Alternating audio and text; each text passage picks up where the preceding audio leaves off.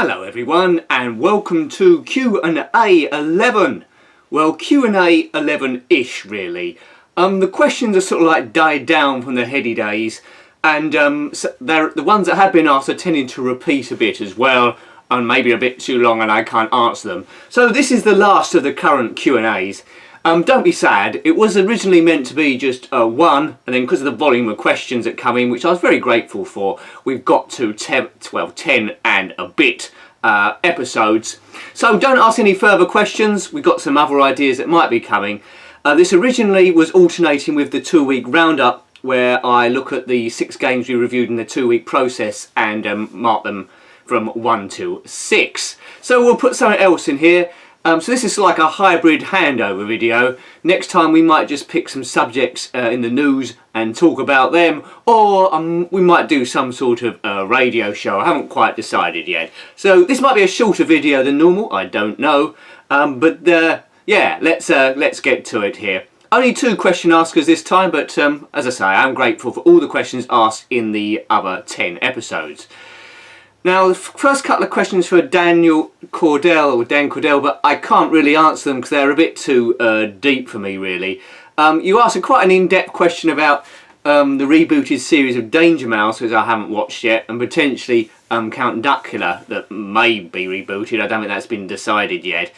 Alistair Armstrong, you mentioned doing the voice where David Jason did it beforehand. Is that good or bad? I don't know. I haven't really watched the show. I've only got knowledge of what it was before when David Jason was doing it and Terry Scott as Penfold. So apologies, but I can't really answer that question. Next question that Dan asks is, you've been doing reviews quite a while now. In the 2-week reviews, I tend to mark, as I say, from the best to the worst. He says, do you want to do a video saying all the best ones going back in that period? But, you know, I've only been doing the 2-week roundup for not that long, only not even 6 months, I don't think. Beforehand, it was a weekly roundup, and we just ordered the games in the year that they was produced or come out. And I sort of like adapted it to make it a bit more interesting into a 2-week review, which hopefully is a bit more interesting for the viewer, where there's a bit of story going on in the background as well. Quite often I'm in peril in some way, but when we've only started marketing it there. This week I put up 2 videos, Amiga games reviews so far, 1 to 50 and 51 to 100. I think we're currently on up to 130 at the moment. And I plan to update that every 50 we do. To answer another one of your questions, Dan, well, sort of like the same question really.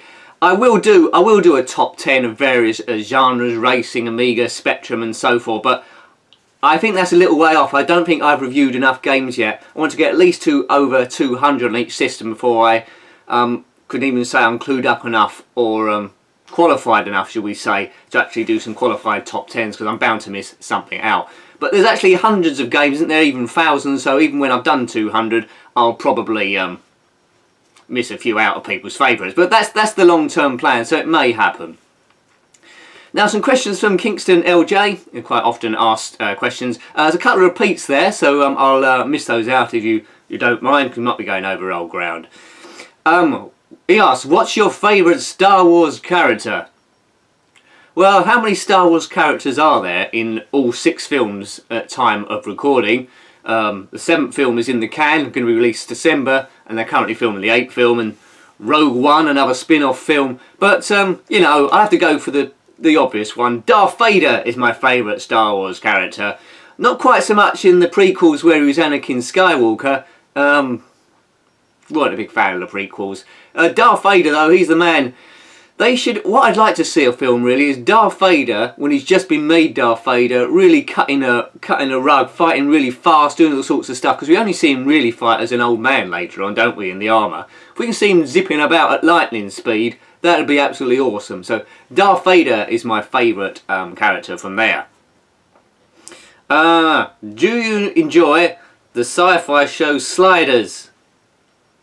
I've never seen it. Should I have seen it? That's completely off my radar, lad. Sliders?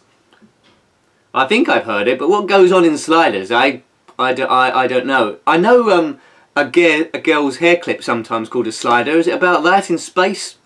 Don't know. I can't really answer that. I'm not doing too well this time. Also, Kingston asks, which sports do you enjoy watching? Well, I like a bit of athletics, the track more than the field events really. Like seeing Usain Bolt and the various other people that are on drugs. Usain Bolt isn't, but you know, he's a freak, he's really tall. If someone's running 100 metres and gets anywhere near him, you think, there's something a bit weird going on here. I mean, I couldn't even beat Usain Bolt for 100 metres if I was fired out of a cannon, I don't think. So, you know, even if I've given a 90-metre head start, I probably wouldn't beat him. The guy's just too fast. Another sport I'm really into is Formula 1, have been for years. First got into it, well, when I was at school really, in the times of McLaren, Ayrton Senna, Alain Prost, Gerhard Berger. Niki Lauda's a bit before my time watching wise, but that's the sort of area. And McLaren is my team really, so it pains me quite a lot at the moment. In the 2015 series at least, when this is being recorded, McLaren are in a bit of a massive hole. They've got two quality drivers, Fernando Alonso, double world champion, and Jenson Button, single world champion.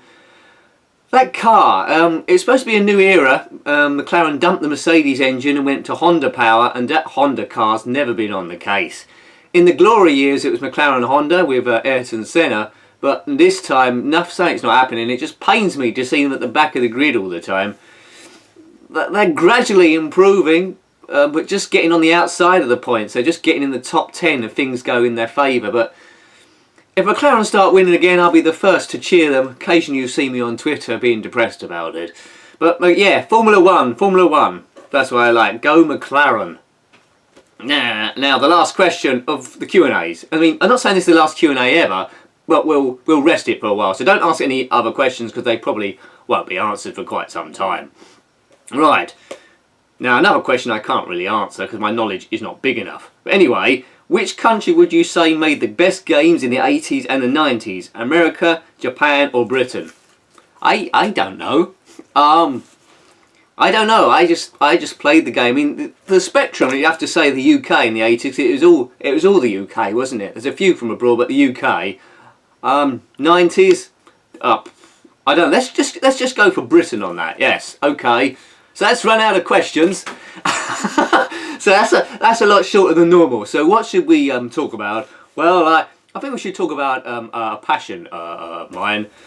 Space. But before we do, I just want to mention another news article I come across, and this is weird. Now, this is about auctions really.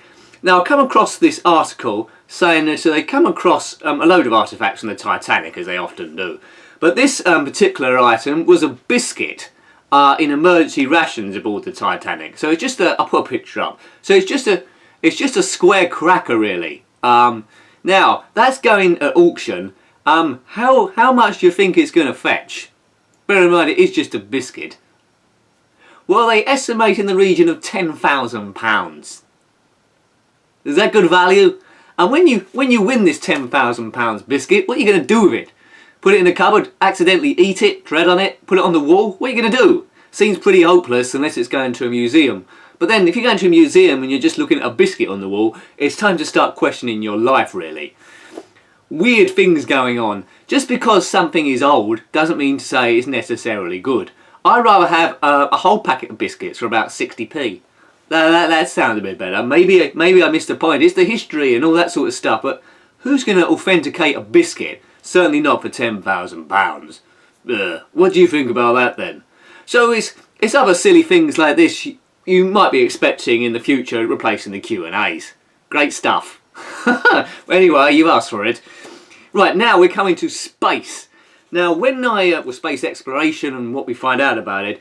Now when I was at school, in junior school, we had a book on our shelf called The Earth and Space. Now the information about the planets was quite limited now. We're not really going back too far in time. I'm not that ancient, but only a little bit. There's things like it said the planet Jupiter had 8 moons. Well, now we know it has over 60 at least, although a lot of them are asteroidal moons. There's 4, the major big ones, various other sizes, but over 60, so a bit more than 8 then.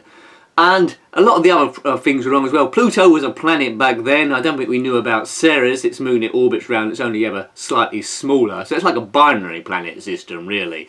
So what I'm saying is there's been massive leaps and bounds since that time. We sent Voyager into space, and and Cassini and various other bits and bobs. But I marked a few points here.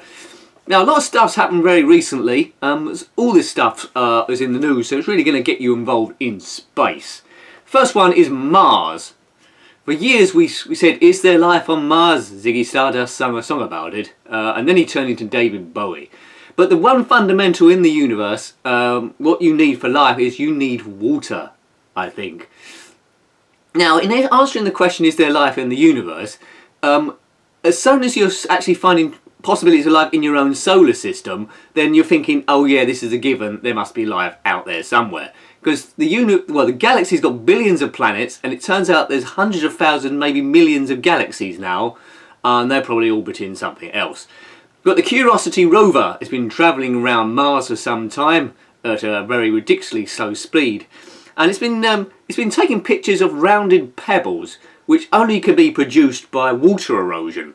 So billions of years ago, there were rivers flowing through there. But that's what scientists suspect, but we've never found any water. Now, very recently, we come across a picture of water seeping down a hill in gullies. I'm not sure how much this was, but it's supposed to be a briny sort of fluid, so a salty water. Now, this means if there's water, there might be microbes involved or bacteria. Now, it's not the most complicated life forms in the world, and it's not the answer to where is Elvis, which I thought was going to be an announcement by NASA when they said there was something to announce. No, they hadn't found Elvis, they'd found this seeping water. But that is absolutely huge. There might be microbes there which say, if Mars had an ocean long, long ago, where has it gone? It might be under the ground, and gradually it seeps through. Not very technical by me, so I'm not going to get a job on the sky at night, but interesting nonetheless. It could be a game changer. Also as well, you might have spotted, we've had satellites going to Pluto. I didn't even know they was on their way, but suddenly they're there. It must have taken ages. And we're getting these really clear high definition pictures of Pluto now. Now, Pluto's no longer deemed a major planet, it's called a dwarf planet, and we thought that was dead. It was too far away from the sun to actually have any life on it or anything. But now we snap that it's actually got an atmosphere. It's got a blue sky. Hang on a minute, Earth's got a blue sky as well, has it not? Now, we also thought, what's making up the blue sky? Is that a breathable atmosphere? Unclear. But there's mountain ranges on Pluto. They reckon they've seen patches of frozen ice water. I'm not sure if it's the same ice we have on Earth. And also as well, because it's close proximity to Ceres, which orbits around it, the two might generate internal heat as they spin round, so they might be warming up the planet. So there might be life there as well. So there we go. So there's already two chances of life.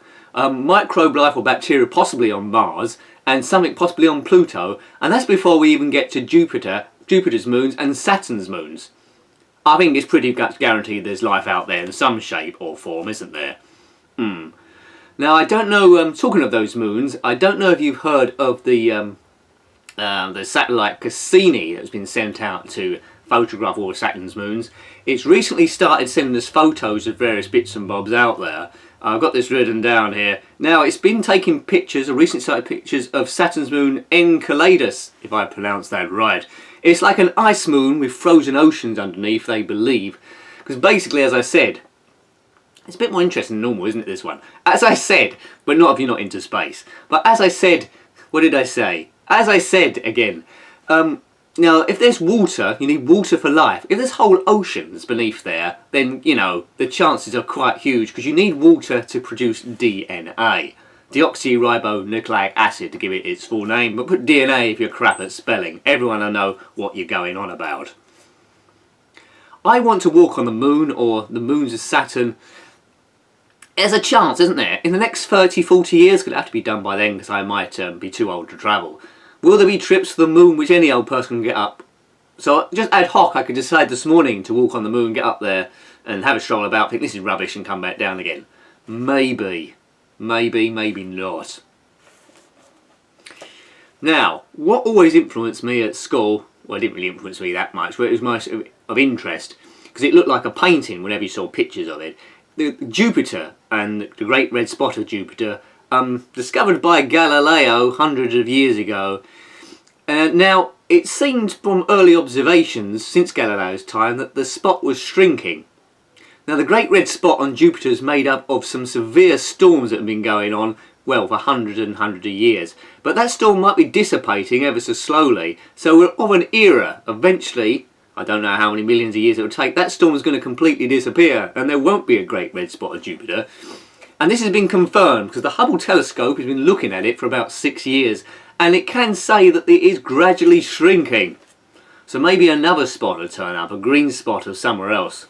But yeah, so there's a lot going on in space at the moment, and that's even just forgetting that in the last 12 months, I think it was the last 12 months, we sent up a space shuttle, a space satellite again, which actually landed on a tumbling comet. Humans are starting to turn into geniuses of the cosmos. Who knows where we'll be in 100 years' time? But the future must be asteroid mining. So, you know, if you're looking for the next Apple, the next people to invest your money on who's going to be big, then you need to invest in some company that's going to do asteroid mining, because the amount of metals up in those asteroids must be absolutely, well, in the billions, if not trillions. So if you're an asteroid mining company, put your name below so I can buy loads of shares for 1p, and then before I retire, they're worth about £8,000 each. That'll help, really. That'll be good. I think that China as well have announced I don't know how they're going to do this, they've announced they've got a deep space mission planned. I don't know if there's anything to do with asteroid mining, but if they're clever, it will be. It's going to be a race to the asteroids, and that's a film I'd like to see. It's going to be a bit dangerous. It's a bit like if they suddenly discovered oil on Mars, suddenly every country would be trying to get up there. Mars, just full of robots at the moment. Yes. Okay, I think I'm pretty much got to the end of what I want to talk about. Oh yes, another article I read. I don't know if you heard about this or have heard anything about it before, scientifically wise. Now, billions of years ago, so like 3 billion years ago, the moon was a lot closer to the Earth now. It would look huge in the sky. Now, astronomers have calculated, and scientists, that each year the moon moves away from the Earth about 1 to 2 centimetres further away. So you won't notice over the course of a month or something. Now what's causing this to happen is the tidal forces on Earth. So the moon has an effect on the Earth, causing it to spin the way it does and creating the tides. But also there's a backwash going back gravitational wise which pushes the moon slightly away to a tune of about 1 to 2 centimetres a year. So in billions and billions and billions of years at a time, that moon is gradually going to just break orbit and go somewhere else. It might even become a planet in its own right, as useless as Mercury is, as close to the Sun, and that's pretty, well, nothing sort of planet. Now what's going to happen when the moon drifts away from Earth? Well, it might stop us spinning, it might cause absolute disaster. But unless you're planning to live for billions of years, which I'm certainly not, I just want to know what happens at the end of EastEnders. As soon as I know that, then I'm a happy man. So, yes, so don't worry about it. So there we go, that's the end of this week's video. Thanks again for asking all those questions that made up the first 10 and a bit Q&As. Don't put any further below because they probably won't get answered. I'm not sure. Next week will be the roundup, and then there on in we'll either do talking rubbish like this or maybe some sort of radio show.